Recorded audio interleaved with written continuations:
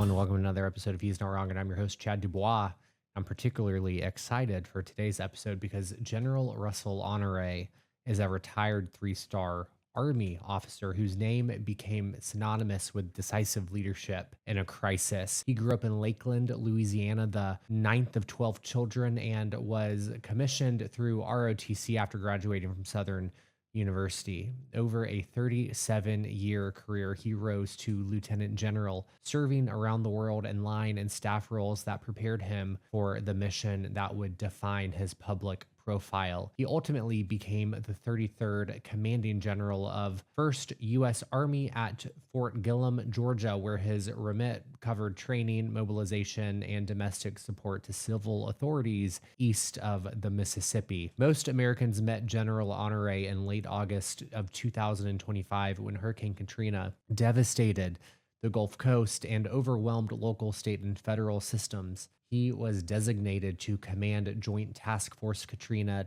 and coordinate the Department of Defense's response across Louisiana, Mississippi, and Alabama. In that role, he synchronized active duty forces from multiple services, stabilized critical logistics, and drove the evacuations and sustainment operations that helped turn chaos into organized relief effort down in Louisiana. His plain-spoken style cut through bureaucratic fog and won the trust of residents who had been stranded for days. New Orleans Mayor Ray Nagin famously called him a John Wayne dude, a nod to the urgency and command presence that he brought to the flooded streets of New Orleans. General Honoré's communication during those weeks was direct for a reason. As a second major storm, Hurricane Rita, approached that September, he rebuffed attempts to relitigate Katrina in real time and told a press gaggle not to get stuck on stupid, insisting that focus stay on immediate public safety. The moment became a cultural shorthand for cutting distraction and centering the mission, and it reflected the posture he had maintained in New Orleans. Information first, action now, accountability later. The lessons he drew from Katrina turned into a sustained public education effort. In the years that followed, General Honoré wrote about preparedness and leadership, including survival, how a culture of preparedness can save you and your family from disasters, and leadership in the new normal, which blend practical checklists with stories from command and everyday life. His most recent leadership volume, Don't Get Stuck on Stupid, doubles down on the central theme that clarity, tempo, and disciplined execution save lives when risk is at hand. He did not retire from public service when he took off his uniform. In 2012, after the Bayou Come sinkhole crisis, he founded the Green Army, a Louisiana coalition that organizes communities to fight for clean air and water and to reduce the health burdens facing neighborhoods in the state's industrial corridor. He has become a leading voice in environmental justice, appearing in national coverage and regional forums to connect disaster readiness with public health and the lived experience of families living near petrochemical, that's a hard word to say, petrochemical facilities. The through line is the same. Communities need facts, they need organization, and they need a plan before the next emergency hits. General Honoré has also been called upon for nonpartisan security work at moments of national stress. In early of 2021, the Speaker of the House asked him to lead a rapid review of U.S. Capitol security following the January 6th attack. His task force delivered a forward-looking set of recommendations to strengthen command and control and staffing and the physical infrastructure so the complex could better withstand future threats. Put it all together and a clear picture emerges. General Honoré is known for a leadership style rooted in preparation, candor, and speed. He has led troops overseas and Americans at home. He's managed the most complex domestic mission of his generation, written accessible guides to help families and organizations get ready for the worst, and spent the past decade advocating for communities that live with environmental risks every day. If you ask him what matters most in a crisis, he'll tell you it's not about rhetoric, it's about readiness, not blame, but better systems, not fear, but a culture of neighbors helping neighbors and public institutions doing their jobs. That is the frame he brings to every conversation about disasters, public safety, and the health of our communities. And it is why his voice still carries weight when the water rises and the power fails, or the alarm sound Today, we will revisit what he saw on the ground during Hurricane Katrina, what changed in emergency management because of it, and what still needs to change 20 years later. We'll also talk about the work that he's doing now, political implications of disaster preparedness, and the practical steps leaders at every level can take before the next storm, fire, or failure of infrastructure tests our resilience again. So now it is without further ado that I get to give to you my conversation with retired Lieutenant General Russel Honoré.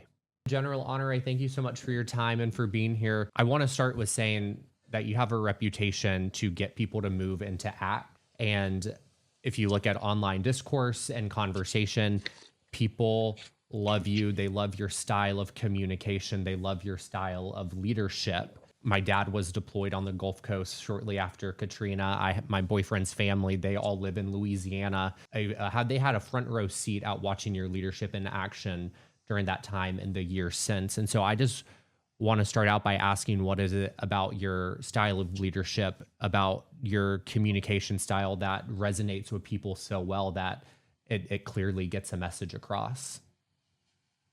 Well, I think 35 years in the Army. At the time Katrina struck, it was right at 31 or 32 years of service uh, and working with soldiers, working through various levels of command. You understand that the easiest thing as a general to do is to give an order. The hardest thing is to get that order executed, and you have to communicate clearly and repetitively. And then you have to go down and get boots on the ground and see that it's being executed.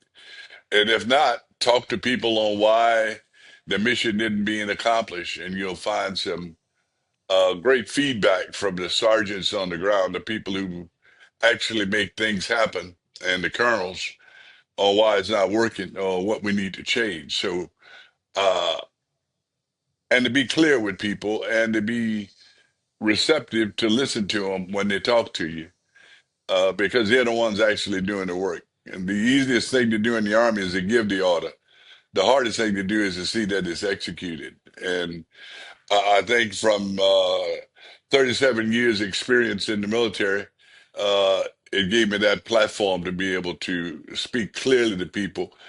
And in the case of Hurricane Katrina and Rita, which we're coming on the 20th year on the 29th of September, uh, we had a mission, and that was to save lives. And we spoke from a position not of a politician who have to worry about winning the next election, but try to speak to fact and speak to uh, the life-saving part, not the who's to blame, what we didn't do, what we couldn't do. Our mission was clear to help save lives. When you're in the position that you're in and you're giving the orders, you have the boots on the ground, you're seeing firsthand what's happening, what's not happening. If you give an order and you see that it's not being executed the way that it should be, or what things did you have in your toolbox to make sure that those orders started getting executed in a timely fashion, in an orderly fashion, in a way that is best suited for the recovery efforts? Well, from the time the order is given until the execution, things can change. We normally give units 12 to 24 hours on what's the next tactical mission, but the weather could change. The information about the operation can change. That's why you have to be decisively engaged in the supervising of the execution of the order. Because if you're not, if you're sitting back in your command post in a secure 70 degrees with people bringing you coffee and snacks, you won't get an appreciation of what's happening and why it's not happening. There's a reason it's not Yeah. happening because things can change from the time the order is given to the execution of the order. So Yeah. uh, I learned from others, uh, like General Patton and General MacArthur, that it's you got to be front and center, observing what's happening. You may not have the right information and things that may have been changed since the order was given, as in the case of the us moving in Katrina to the convention center when many troops came to New Orleans with the impression that they were snipers because of reports that had gone out in the media, and they were all pointing guns at people we came to rescue. And that's when we told them put their guns down, that Mhm. this was a humanitarian operation, not a operation in Baghdad or some other place they had served in the past, that these people needed to be evacuated, not to point guns at them. I'm going to touch on that a little bit later on when it comes to media and the information that was put out there and then what people heard.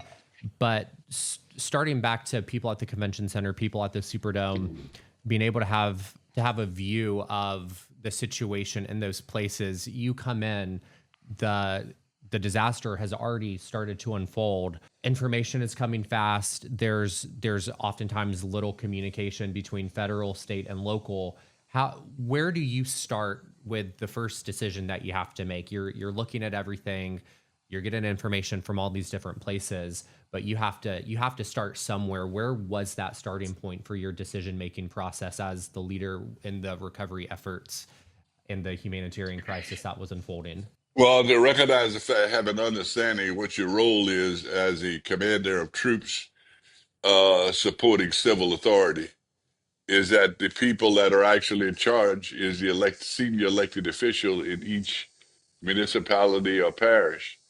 And when I flew into New Orleans at 9:47 on Wednesday morning, I immediately went to meet the mayor of New Orleans, who was in a little building outside the Superdome, and told him we were here to help. And asked him what his priority was, and he was very clear, Mayor Nagin. And he said, evacuation of the people, provide food and water. Let's get these people evacuated. And after that short meeting, I flew to see the governor in Baton Rouge, and I got a warm welcome from the governor, who recognized me as being a native son of Louisiana, uh, with very few pleasantries there. And then she said, General, we need to get these people evacuated. We need to provide food and water and medicine to them, and we need to do it quickly. And we'd like for you to help lead that effort and tell the President of the United States to send everything he has. That became a dilemma because I did pass the message up through my high headquarters. The dilemma was, do we bring everything we have now and bring more troops in, or do we deal with the evacuation first? And as an Army commander, a Joint Task Force commander, I had to do what was needed, not necessarily what was asked for. And we put the priority on evacuation before we put the priority on bringing more troops in that might provide what they call more security in the city, because there was a big push in the national media that we needed more security in New Orleans, where actually we needed an evacuation. This was not a crime problem per se in New Orleans. It was an evacuation problem, which come back to logistics.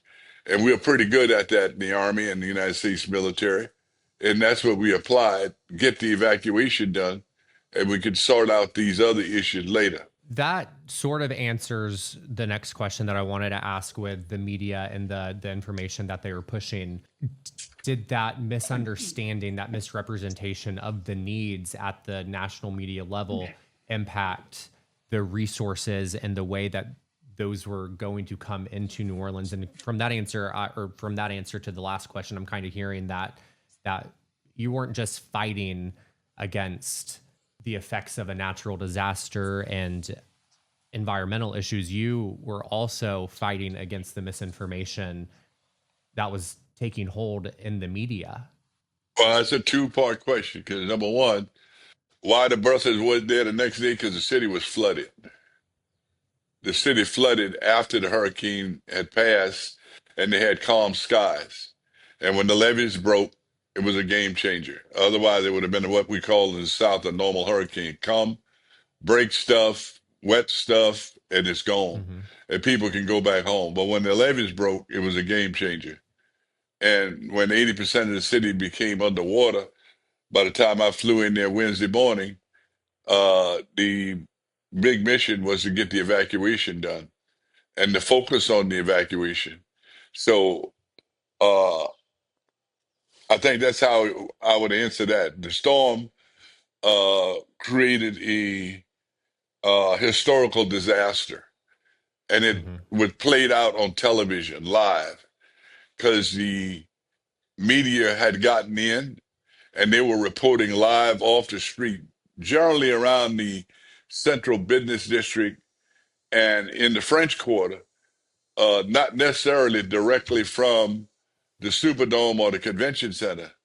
So there was selected pictures being shown of people going in stores on day 3 and 4, getting food and water because that what they might have had initially at the convention center and on the bridges had been consumed. And the media portrayed that as looting. And they did it over and over to portray the city out of control and people were just haphazardly looting. And the way they shaped the story uh, gave many in America that, well, those ungrateful people, they break it in stores. And I tried to turn that story that this is not in looting. They've gone into survival mode and they're going into stores with 3 foot of water in them and getting food and water that they can survive on.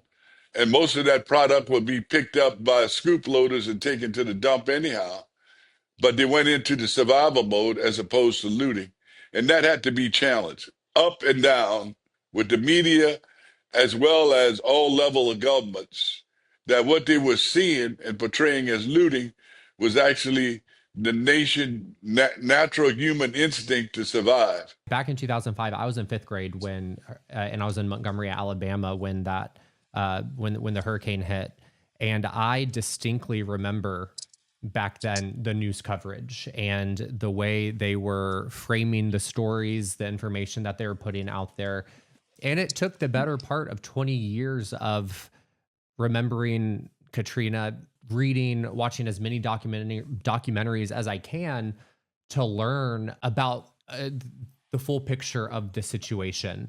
And it frustrates me to no end that even to this day, 20 years later, there's only a handful of documentaries that cover the truth around that situation, that frames it in a way that shows that it was a humanitarian crisis, that it wasn't looting, it was quite literally survival. And that's one thing that I really wanted to hit with this podcast episode with you, is because I wonder, and it's been a question on my mind, that if people have misrepresented facts around the situation of Hurricane Katrina and the aftermath, and their history and the truth isn't corrected with them, does that hinder in the future if another hurricane hits and people aren't prepared? The survival piece, that's why my first book I wrote is named Survival, Hmm.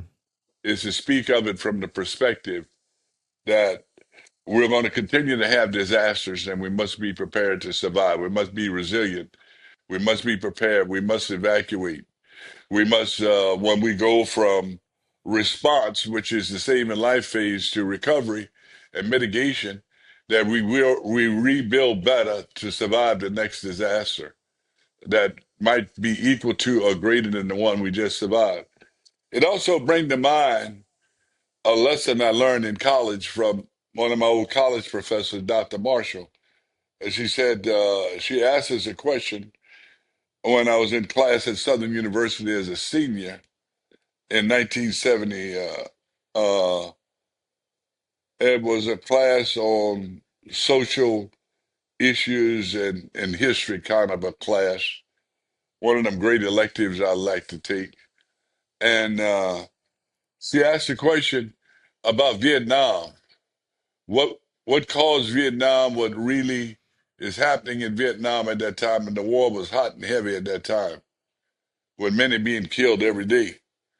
And we all answered in our own amateurish way of college students, being blessed to be in college and all confused about what we were seeing in the news. And she said, well, let me tell you, you won't really find out what's happening in Vietnam until the news get washed by history, because the news can be deceiving. Even though you're watching it, it's being filtered to you in a certain manner. We'll really know when this get washed in history and most of the people running the operation are dead, is when the truth will come out of what's happening and why it's happening in Vietnam.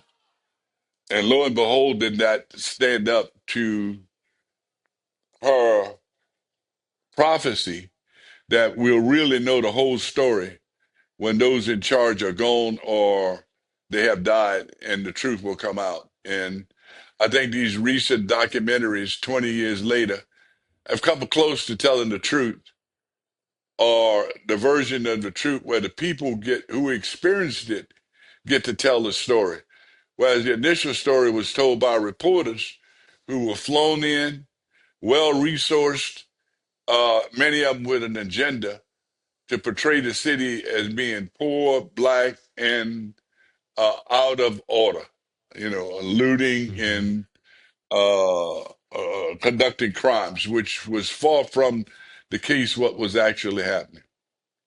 I'm grateful for those documentaries and for the ability to continue to learn that truth. And like I said, dedicating this podcast and future episodes to making sure that this is a place where that history can be recorded and told. Let me add a pin to that. Let me add a pin to that last question.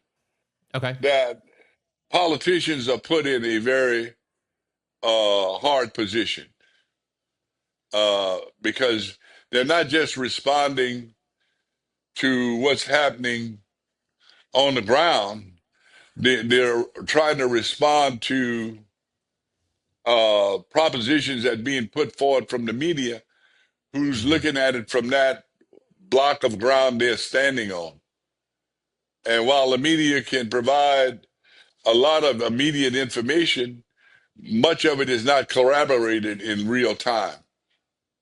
Yep. So politicians are trying to respond to media reports, at the same time deal with the reality of what's being reported to them. And one of the challenges we had in communications was the grid was down. It was very hard for the governor to pick up the phone and talk to the mayor and vice versa. It was almost impossible for the first responders in New Orleans to talk to the state first responders, because we had all transitioned to digital systems by the time Katrina hit. And when the cell towers went down, it took the ability to communicate down. Whereas before, we had digital system, we had long range radios.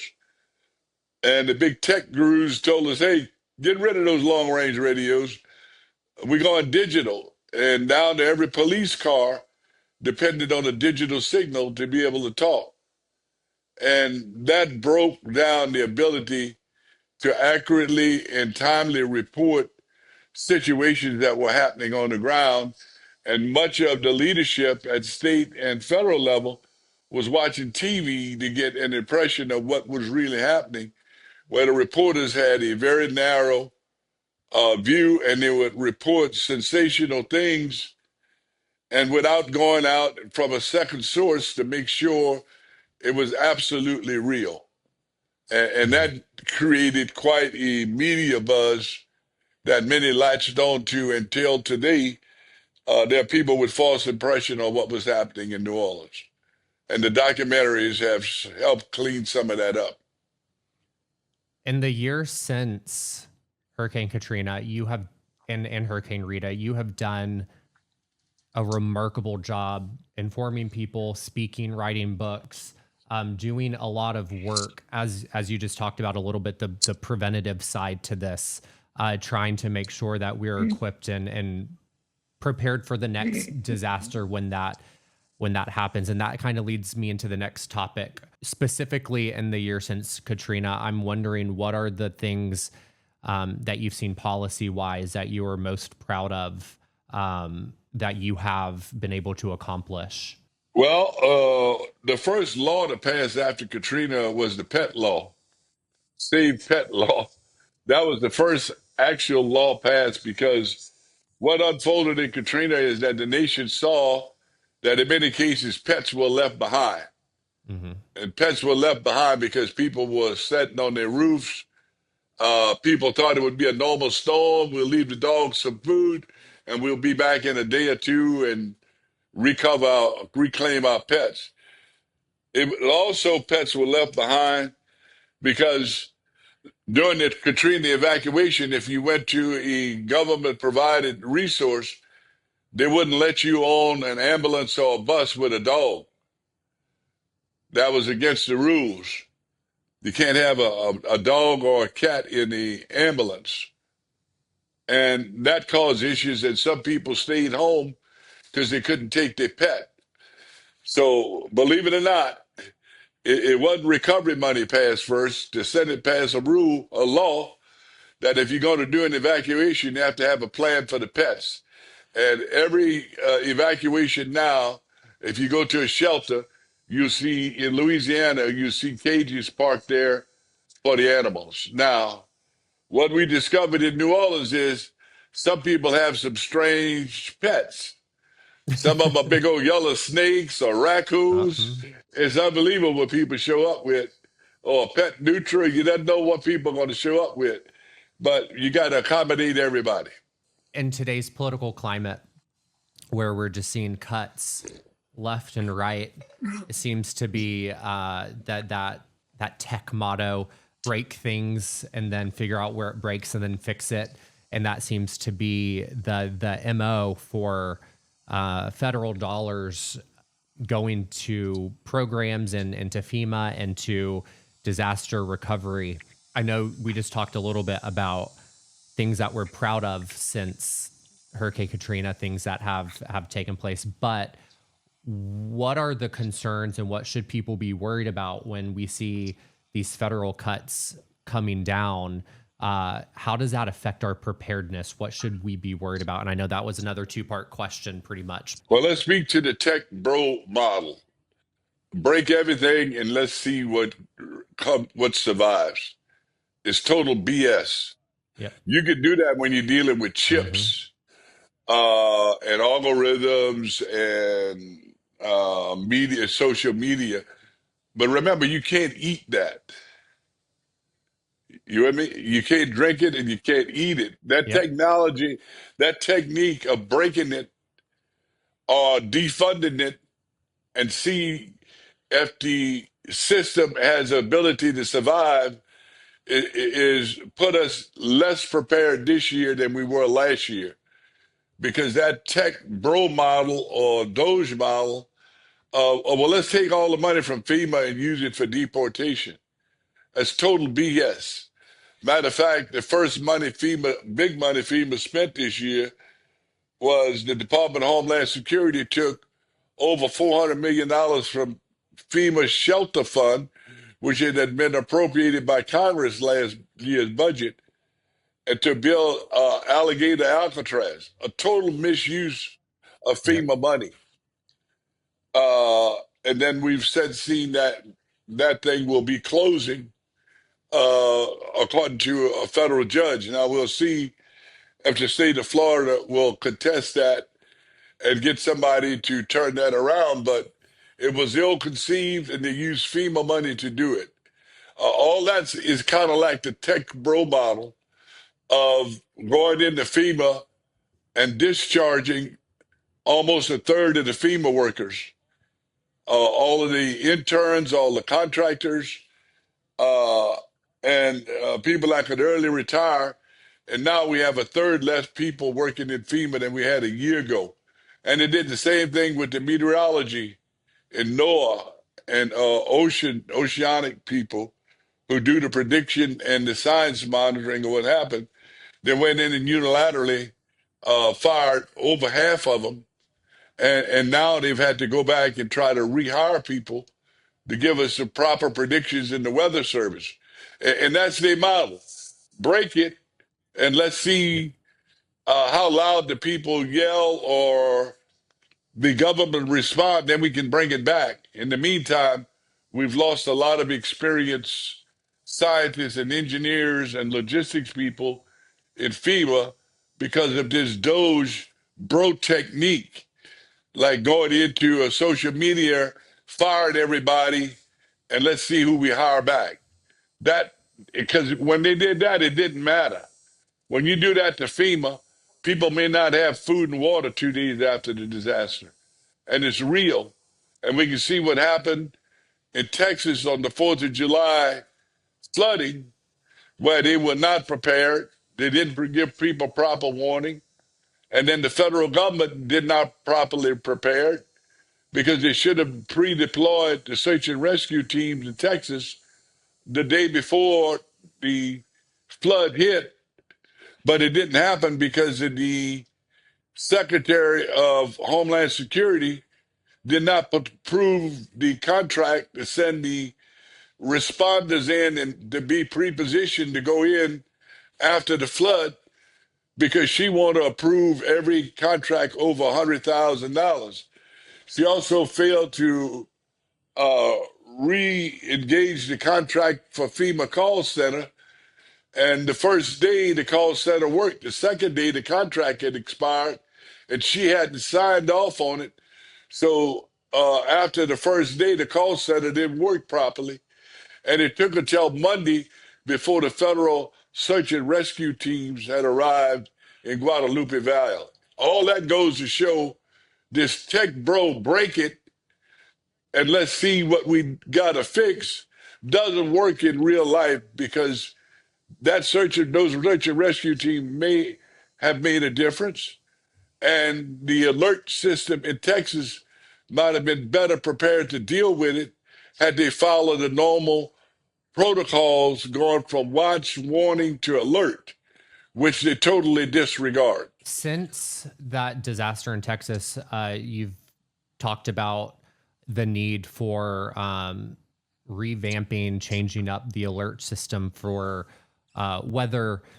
I'm wondering specifically what is it about the alert system that needs to be updated to accommodate for the urgency that people need to respond to disasters with? Is it the language? Is it how the alerts are disseminated into the public? Well, by and large, we've come to most people, not all people, most people have come to rely on their phones. Uh-huh. And what we found out in the camps in the Guadalupe Valley in Kerr, uh, specifically Camp Mystic, they had all the children turn their phones off where they couldn't receive messages individually. So it was left up to the leadership there to keep them informed. Mm. And that didn't work. It didn't work that morning, has been reporting in the press, when a officer called in for red alert like 5 o'clock in the morning, which would have precipitated all the police going out to all the villages in Kerr County and informing them the flood was on the way. That the guy said, well, we got to get a supervisor to prove that. And that didn't come till 10 o'clock, according to the news. That's a total failure in early warning. It brings me back to a story. When I was a major at Fort Riley, Kansas, I was the operations officer for the division and for Fort Riley. And it was off day, a Saturday. I had gone in to check on my team, which was led by sergeants. And lo and behold, the National Weather Service, we monitored in that command center.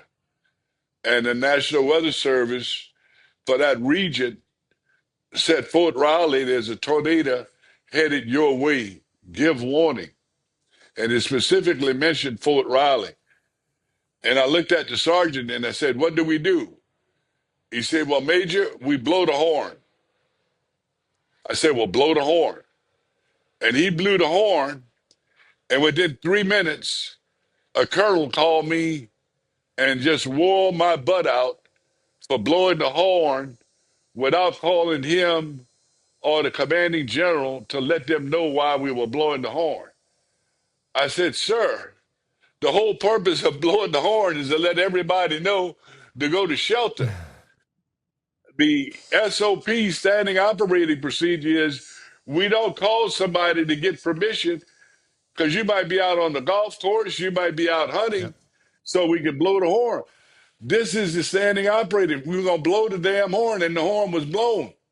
And he wore me out good for not calling to let him and the general know that we requested to blow the horn. And that procedure did not change. I took a lot of flack over it, but we stood our ground because that's the right thing to do. And Yeah. on that day, we had several helicopters damaged from the destructive force of that tornado that skipped by Fort Riley. So when the horn, time to blow the horn, you got to blow the damn horn. And one of the things we saw missing in the Guadalupe uh, flood was why more people didn't have access to NOAA radios. We've come to rely on our cell phone, and most people put those on silent when they go to bed at night. So you're Hmm. not going to get that warning from the Weather Service if you got your phone on silent.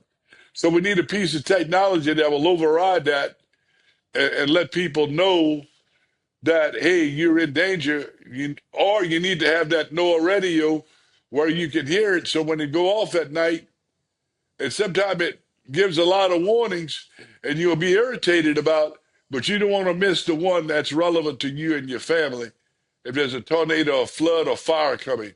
So NOAA radios are still applicable until we can get a system into our cell phones that will override it, and you will get a warning even though you have your phone on silence. Yeah, and I'm thinking back to your story just a minute ago. Do you remember what year that was? At Fort Riley, it must have been 83 or 84. I mean, props to you for blowing the horn because even now, I believe with a tornado, the warning lead time is somewhere near 10 minutes, and so that's relatively new in lead time with warning. And you hear 10 minutes and you think, oh, that's enough time, but in the reality of things, that's nothing. And so in these disasters, with the difference between a few minutes could be life or death. I want to ask and bring up with Camp Mystique in Texas, a lot of the talk that happened immediately after people started drawing the through line of there were National Weather Service cuts in funding. Certain people were saying we don't need a politicized strategy. Can we just mourn and grief? And to say don't politicize a natural disaster or a tragedy, I feel like is almost a luxury or a privilege for people that don't really have to be concerned with the impacts of a natural disaster. They've never had to face a reality that would alter their lifestyle. And I'm wondering, how do we end the political climate right now with your experience in the service that you've done in natural disaster preparedness and recovery?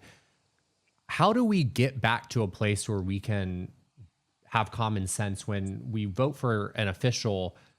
We need to be looking at it as they're going to make decisions and make policy decisions that will impact us in life or death scenarios.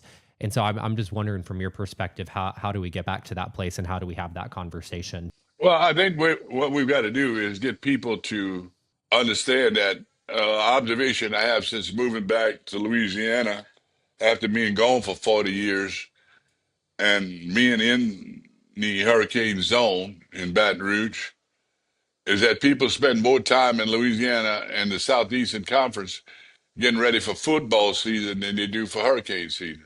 Hmm.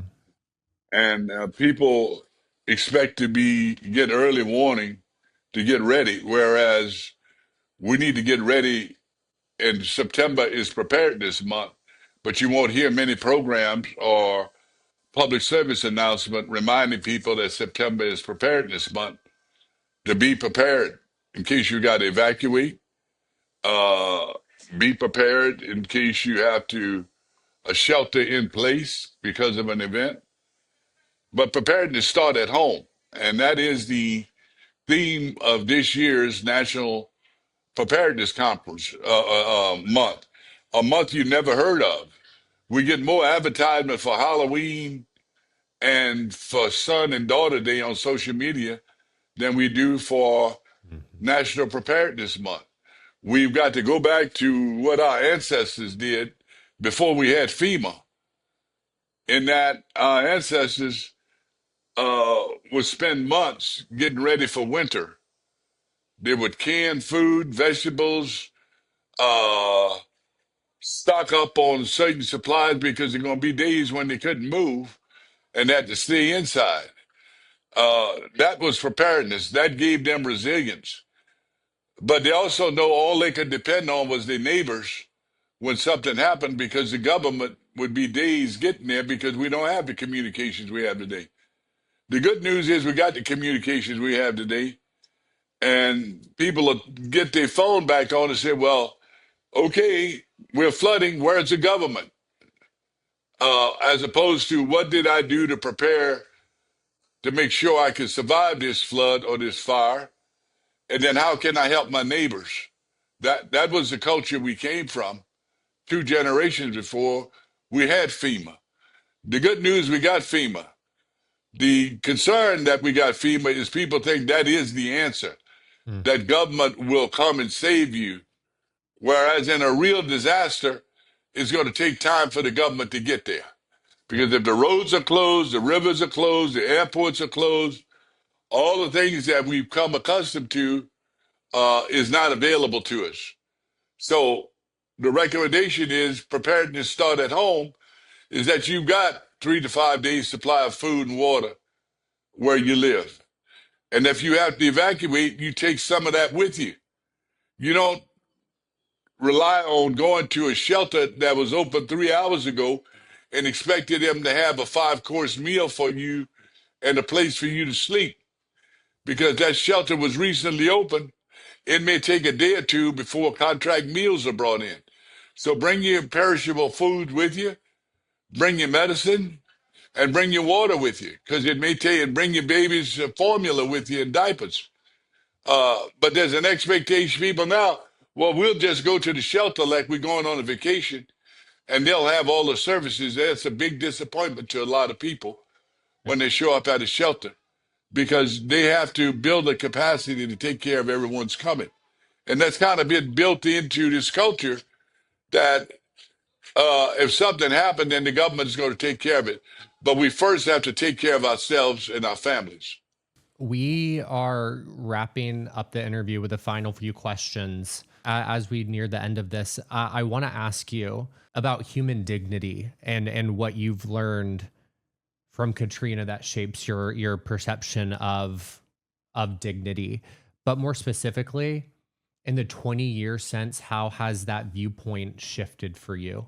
I think, and it's appreciation of the impact of policy and disasters on the poor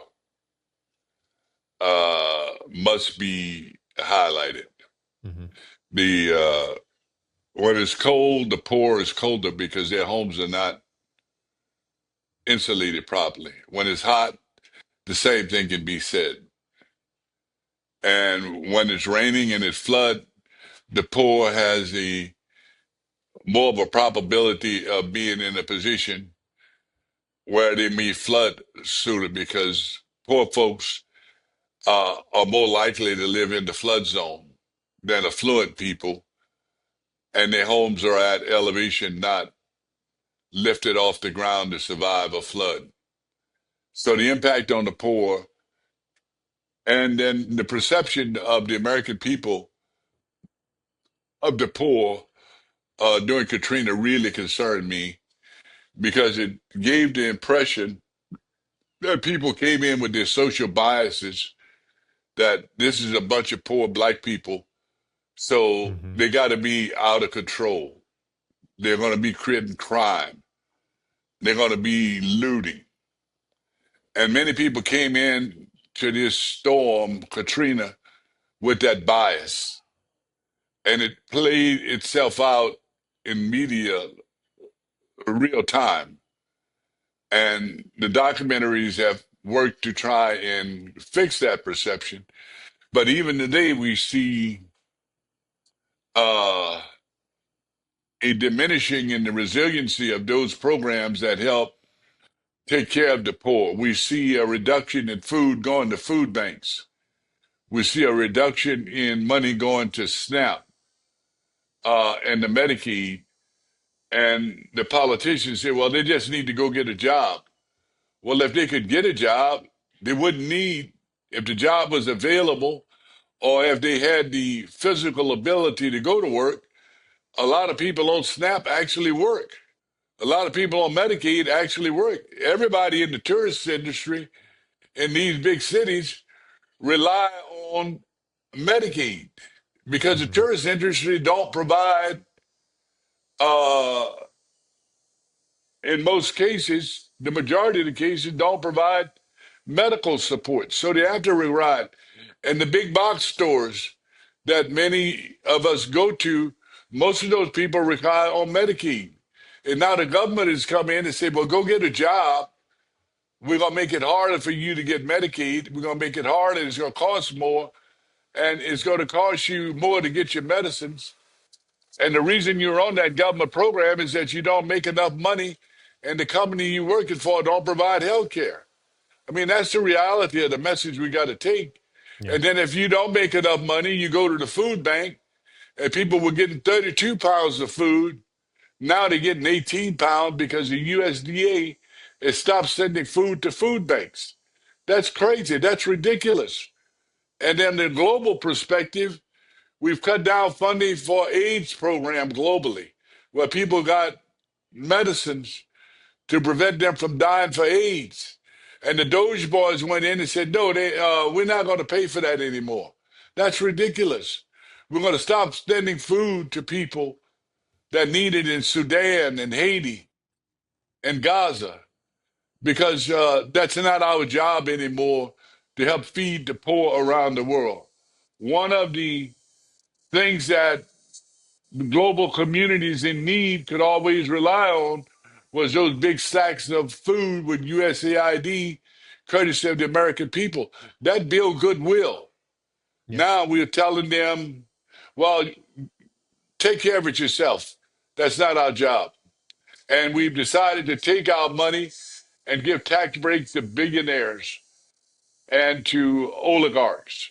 They get big tax breaks, they get big covered contracts, some of them making multi-billion dollars a day, and to use the money for that as opposed to helping the global poor, the starving, and the displaced people from war and disasters.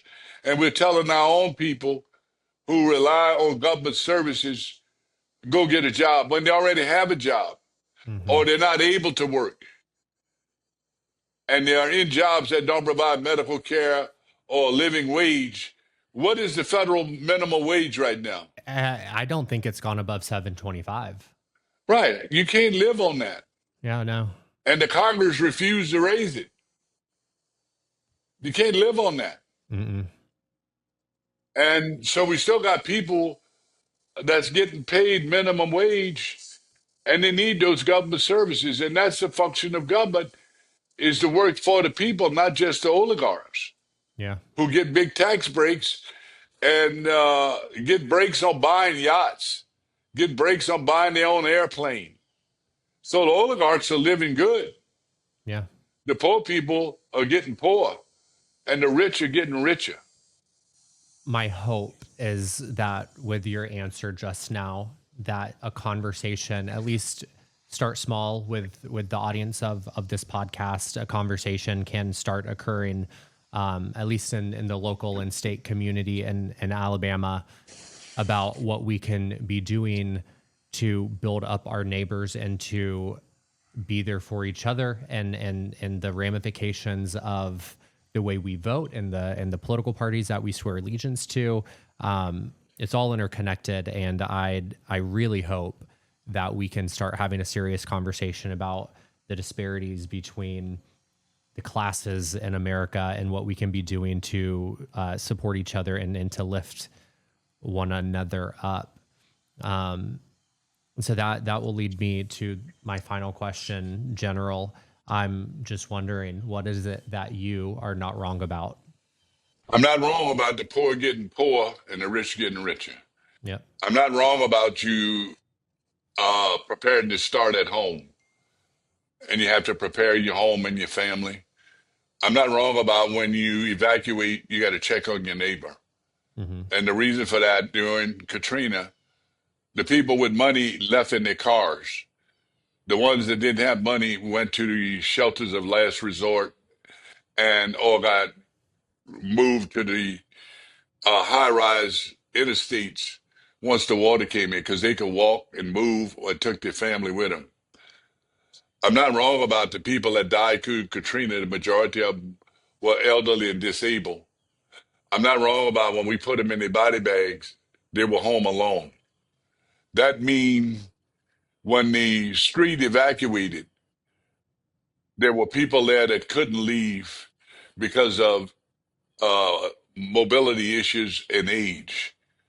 That we've got to make sure we organize every block in America, that we have a meeting under the tree in the middle of the street in your block, and group captains do a civil defense move, organize everybody to determine who's going to take Miss Thibodeau with them, who's elderly and disabled. Because that's the majority of the people who died in Katrina, and they died home alone. I'm not wrong about that. Hmm. America, we must do our own civil defense when it comes to things like surviving a disaster, and we can't leave anyone behind. I'm not wrong about that. And I'm not General. wrong about the fact that we've got to save our democracy. And we do that by voting. Yep. And we do that by getting responsible people to run for office. Because the best way to save the democracy is to vote. And we don't give up on our democratic process. We've got to get everybody out to vote. If we can get everybody out to vote who believe in the American dream and believe in the American Constitution, we can eliminate some of what we see happening now of potential authoritarian rule where the executive branch control the Congress and the judiciary. And when they say something, it immediately becomes law, whether it's constitutional or not. We can change that by getting out and voting and supporting candidates that will support the Constitution and support equal rights and fairness to people. Because everybody in America want to be on the American team, even the people that have come here as illegally. All they want to do is be on the team. They want to work and they want to be a part of the community. Like many of our ancestors came here with welcoming arms on Ellen's Island. Many of our ancestors came here in chains on boats. Either way, you came here, and we are not the indigenous people whose rights have been totally, in many cases, disregarded. We're Yep. all immigrants here. So immigrants that come here today, whether they come legally or cross the border illegal, they just want to be on the damn team. Yep. And we should be proud of the fact people want to come to America. How do we receive them? We should have controlled borders. I agree with that. But we also need to take solace in the fact that people are fighting to come to America. They're not fighting to go into China or Russia or North Korea. They want to come here for a reason, because we are still a standard barrier for humanity. Not necessarily what we're hearing on TV or what we hear coming from political leaders in places, but we are still a place worthy to come and live in freedom, where you don't have that in other countries. And we Hmm. must protect that through our vote. Everybody got to get out and vote. General, I know that in America we're at an inflection point, but it's hearing those words spoken from you. They give me hope. They make me want to mobilize more so than I am. Really highlight more candidates on the podcast and highlight things that we can be doing to lift each other up and to prepare for the next election and to make sure that we have a strong country. So thank you for that. Thank you for your time. This was truly an honor having you on. And I just want to say thank you from the bottom of my heart. I really appreciate your time. We got to get off our EZZ, mobilize, educate, and encourage people to participate in the process. Because if we don't, we have there's a window here where we could lose our democracy, and we don't Yeah. want to lose our democracy and our constitution. So let's mobilize, educate, and get people moving we get ready to move to the polls. And I just want to say thank you again to General Russel Honoré for his time. He was so gracious with his time to give to us, to talk to us about the aftermath of Hurricane Katrina and everything that has come since then. I enjoyed this conversation with him more than a lot of you know. I've been looking forward to this for weeks. And saying thank you just does not do the gratitude that I have for his time today enough. So again, thank you, General Honoré. Um, Actually, after this episode was filmed, we continued to talk for a few minutes, and he will be coming back on in a few weeks to talk all about the aftermath of Hurricane Rita in Louisiana and environmental justice. And it was going to be a deep dive. And so I kind of will coin this episode as a part one of our conversation, with part two coming in a few weeks, where we're really going to dive into environmental justice and what that means, what that looks like, how we can enact and put into practice laws that are currently on the books to ensure that everyone can live freely and safely and have access to a clean environment. So, with that being said, I look forward to having General Honoré on here again in the near future. If you liked this episode, I just kindly ask that you give it a review on Apple Podcasts or Spotify or wherever you're listening to us. If you're watching on YouTube, make sure to hit that like button, subscribe, leave a comment down below. If you want to call in and tell me about what it is that you're not wrong about by this point, if you're a returning listener, you know the drill. Give me a call at 205-538-3202. That's 205-538-3202. And you can leave me a voice message about what it is that you're not wrong about. I want to hear that. You can send me an email at chat@he'snotwrongpodcast.com. If you don't want to call in, if you don't want to send me an email, you can always send me a voice memo to my DMs on Instagram. That handle is He's Not Wrong Podcast. So on Instagram at He's Not Wrong Podcast, send me a DM if none of the other options work for you. And I look forward to hearing from you. We have an episode coming out later this week with Mallory Hagan. She's going to be a returning guest. The first one of this year. So I look forward to my conversation with her. Look forward to having General Honoré back on in the near future. And with that, I will see you next time. Bye.